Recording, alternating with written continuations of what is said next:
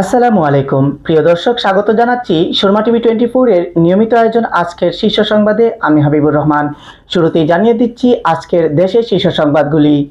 চিকিৎসক নিয়োগের 48তম বিশেষ বিসিএস এর ফল প্রকাশ করেছে বাংলাদেশ সরকারি কর্ম কমিশন পিএসসি। এতে 3120 জনকে নিয়োগের সুপারিশ করা হয়েছে। বাংলাদেশ সশস্ত্র বাহিনীতে কর্মরত সেনাবাহিনীর ক্যাপ্টেন ও তদূর্ধ্ব সমমর্যাদার কমিশনপ্রাপ্ত কর্মকর্তাদের নির্বাহী ম্যাজিস্ট্রেটের ক্ষমতা মেয়াদ আরও 2 মাস বাড়িয়েছে সরকার। জাতীয় ঐক্যমত্য কমিশনের সহসভাপতি অধ্যাপক আলী রিয়াজ জানিয়েছেন, রাজনৈতিক দলগুলোর কাছে জুলাই জাতীয় সনদ 2025-এর চূড়ান্ত সংস্করণ পাঠানো হচ্ছে।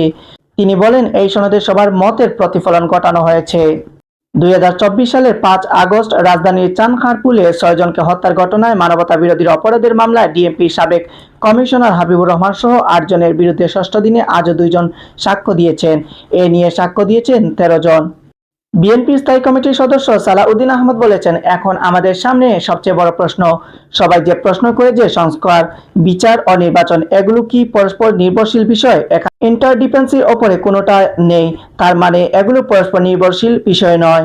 অনিয়ম ও কারচুপির অভিযোগ এনে জাহাঙ্গীরনগর বিশ্ববিদ্যালয়ের কেন্দ্রীয় ছাত্র সংসদ নির্বাচন বয়কট করেছে সম্প্রীতির ঐক্য, সংসপ্তক পরিষদ, স্বতন্ত্র অঙ্গীকার পরিষদ ও সমাজতান্ত্রিক ছাত্র ফ্রন্টের আংশিক প্যানেল।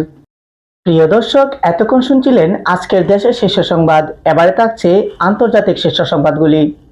কাতারের প্রধানমন্ত্রী শেখ মোহাম্মদ বিন আব্দুর রহমান আল থানি বলেছেন, দোহায় ইসরায়েলি হামলার জবাব দিতে হবে আঞ্চলিকভাবে সমন্বিত পদক্ষেপের মাধ্যমে।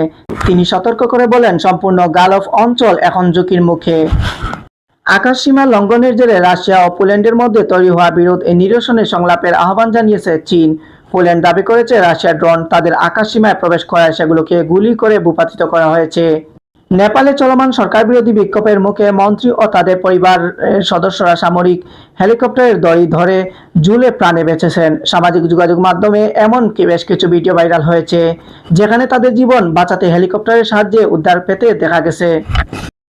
প্রিয় দর্শক, এতক্ষণ শুনছিলেন দেশের শীর্ষ সংবাদ ও আন্তর্জাতিক শীর্ষ সংবাদ। এবারে থাকছে খেলাধুলার সংবাদ। ওমানের বিপক্ষে ম্যাচ দিয়ে এশিয়া কাপ শুরু করবে পাকিস্তান। এর একদিন পরে এশিয়া কাপের হাই ভোল্টেজ ম্যাচ চিরপ্রতিদ্বন্দ্বী ভারতের বিপক্ষে মাঠে নামবে পাকিস্তান।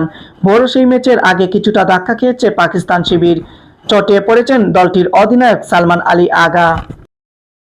প্রিয় দর্শক, আপনারা এতক্ষণ দেখছিলেন সুরমা টিভি 24 এর নিয়মিত আয়োজন আজকের শীর্ষ সংবাদের দেশের শীর্ষ সংবাদ, আন্তর্জাতিক শীর্ষ সংবাদ এবং খেলাধুলার সংবাদগুলি। পরবর্তী শীর্ষ সংবাদ দেখার আমন্ত্রণ জানিয়ে আজকে এখানেই বিদায় নিচ্ছি। আল্লাহ হাফেজ।